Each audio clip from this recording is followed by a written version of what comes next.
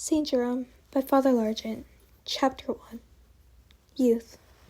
Jerome was born about the year 342 at Straton, on the borders of Dalmatia and Pannonia, in the midst of a semi-barbaric population. His parents, however, were wealthy Christians, and in a letter to Theophilus, the Patriarch of Alexandria, he testified of the pious care which from his earliest childhood had nourished him with the milk of the Catholic doctrine.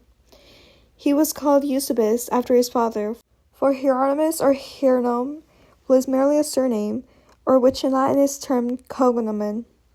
His mother's name we do not know.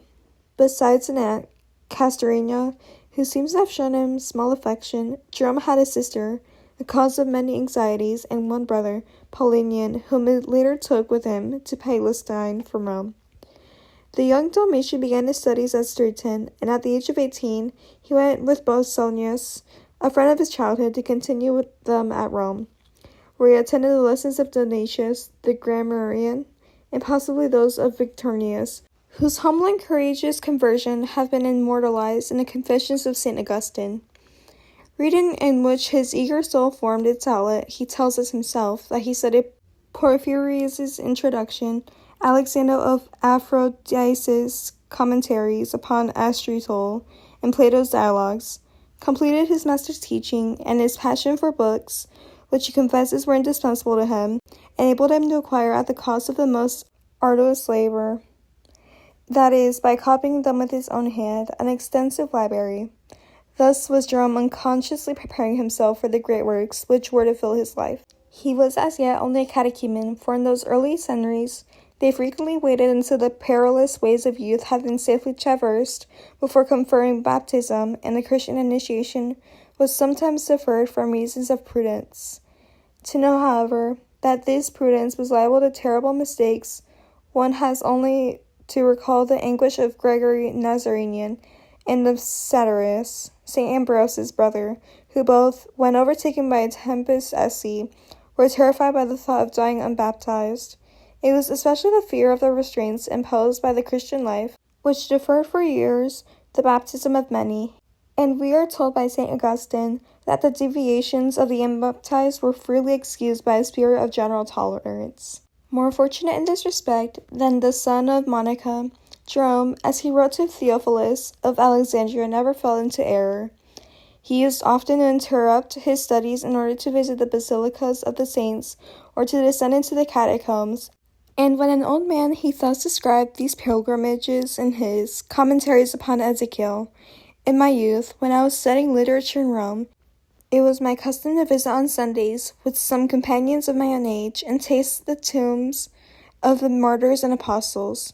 I often wandered into those subterranean galleries, whose walls on either side preserve the relics of the dead, and where the darkness is so intense that one might almost believe that the words of the prophet had been fulfilled. Let them go down alive into hell. A gleam of light, shining through a narrow aperture, rather than a window, scarcely affected the awful obscurity, and the little band, shrouded in darkness, and able only to proceed one step at a time, would recall this verse of Virgil's. Everywhere horror and even the very silence appall me. In his youth, Jerome witnessed the attempts made by Julian to restore paganism, and he saw also the utter failure in which they resulted. While I was attending the schools of the grammarians, he wrote, where every town was stained with the blood of idolatrous sacrifices, suddenly at the very height of the prosecution of Julian's death was announced to us. How, exclaimed the pagan, and not unreasonably, do the Christians say that theirs is a patient and a merciful God? There is nothing more terrible, nothing more swift than his wrath. He could not even for an instant defer his vengeance.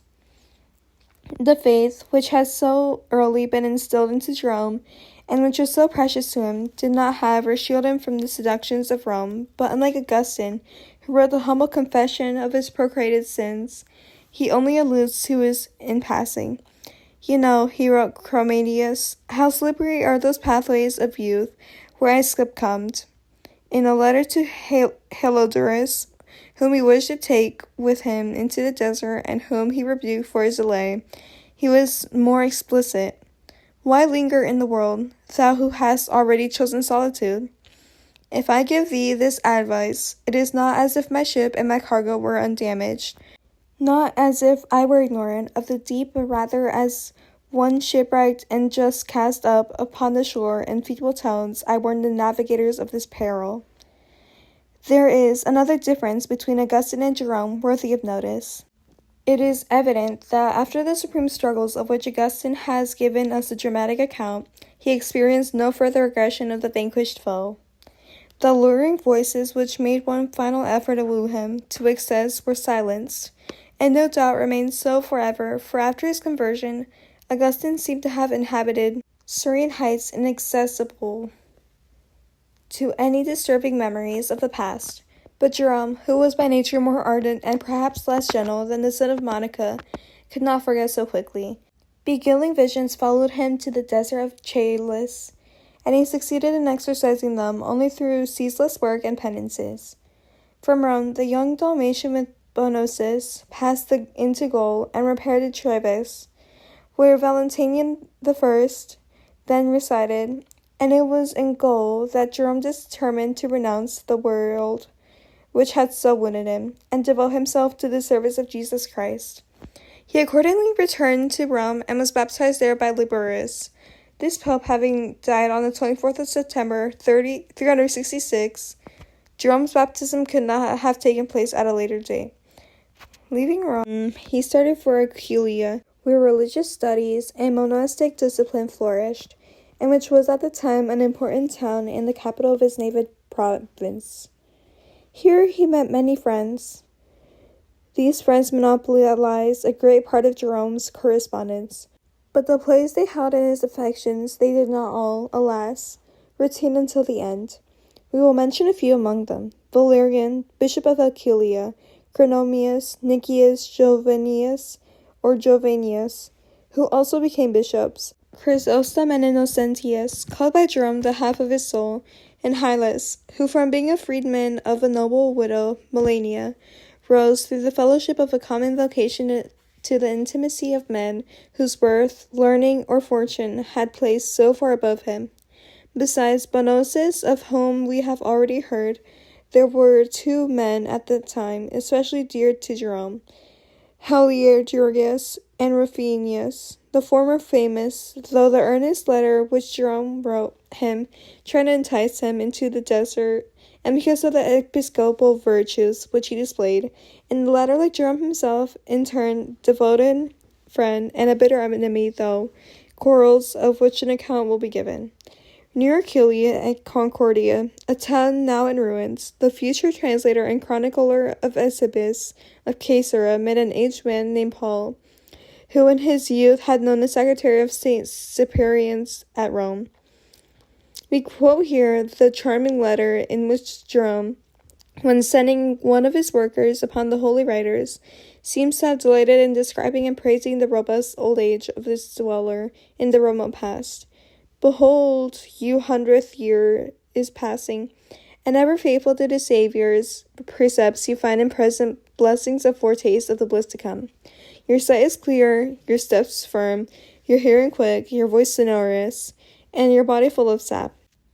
Your rosy complexion contrasts with the whiteness of your hair, and your strength contradicts your years. Old age has not destroyed your memory, as with so many, nor cooling blood blunted the keenness of your mind or extinguished its fire. No wrinkles furrow your brow or line your face. Your hand does not tremble upon the waxen tablets, it guides an unswerving stylus. God, who in your person illustrates the vigor and verdure of the future resurrection, has given us a lesson. If sin is the cause of others being already dead in the flesh, although still alive, then your virtue has won you the privilege of still seeming young, when of an age which is young no longer. Jerome gathered much precious knowledge from Paul, whose wonderful and rare old age he so much admired. From him he learned that St. Cyprian professed a keen admiration for Tertullian, whose works he daily read and whom he called his master. Thus, through oral tradition, Jerome began the study of church history, to which he was later to contribute so largely. His stay at Aquileia was only the first halt in a life of travel. From that time forth, trials beset him. He was already beginning, says Philemon, to make enemies, whose persecutions were sufficiently violent to oblige him to move from place to place, and serious enough to reach the ears of Pope Damasus. One of his adversaries was the Bishop Lupicanus. Finally, he determined to go to the east, and, according to Berenius, before leaving the Western Hemisphere, he paid a visit to his native town and there bade farewell to his own people forever. He did not attempt to conceal the painful effort the breaking of these family ties cost him. Whenever the impress of your familiar hands recalls your dear faces to me, am I no longer where I am, or rather you are there with me? The man who sent such a message perhaps more touching than well expressed, to those from whom he was separated, the man who appreciated so keenly the bonds of friendship, was certainly not insensible to those of blood. Full well do I know, he wrote to Helidurus, what fetters hold thee back? My heart is not of stone, nor my bowels of iron. I was not beguiled by rocks, nor suckled by the tigresses of Hencerdia. I also have gone through the anguish which thou dreadest.